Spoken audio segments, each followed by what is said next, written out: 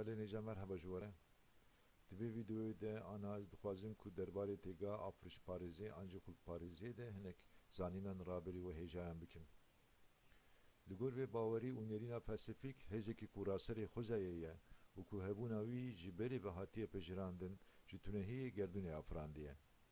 Di seranserê dîrokê de gelek navê cihêreng li vê hêza afrandar kirine. Têgeha afirişparêziyê û têgeha panenteîzmê ji hev cuda ne û lewma jî ev têgeh wekî xulkparêziya dînî jî hatiye binavkirin. Di dema paganîzmê de gelek xweda hebûn. Xwedayên baranê, ba û bahozê, bereketê, parastinê û yên mîna wan. Lê bi destpêka dînên yekxwedayî jî hemû bûyerên derxwezayî li xwedayekî hatine barkirin û afrandin jî bûye hêz û vedîtina herî mezin ya wî xwedayî. Baweriya afirîşê meriv dikare bibêje ku wekî nêrînekî kemneşopî hema li hemû civakan hatiye dîtin. Lê belê mînakê wê yên pêşîn ku meriv dikare bibêje bûne çavkeniyên kitêba muqeddes û Qur'anê jî di efsaneyên Sumerî de hatine dîtin.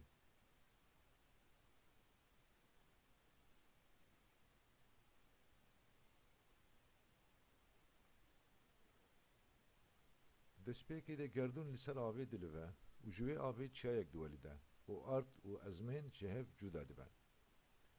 Efsaneya Adapayê derheqê vê mijarê de mînakeke balkêş e.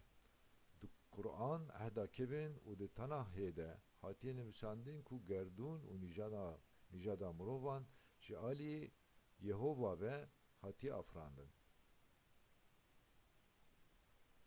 Ji ber ku ehda kevin û Tenah hema wekî hevin, di Xristiyanî û Cihûtiyê de têgeha afirîşê jî wekî hevin. Di Tenah û ehda kevin de di beşa afirîşê de behsa afirandinê tê kirin. Girêdayî vê yekê meriv dikare bibêje ku afirîşparêzî jî mîna hemû dînên ku hene ji nû ve hatiye şûrevekirin.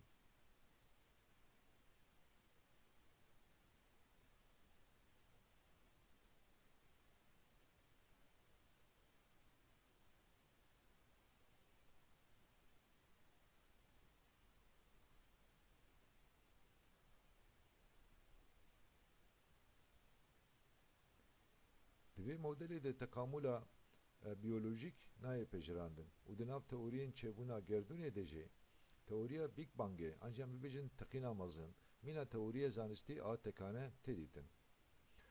Piştgir û alîgirên vê teolojiyê teoriyên zanistî napejirînin.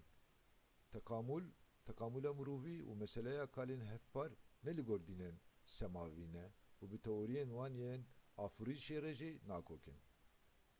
Ji bilî vê yekê tarîxa dinyaya abiyolojik, genetîka Mendel û teoriyên çêbûna sistema rojê û koka gerdûnê ji aliyê vê teolojiyê ve nayên pejirandin.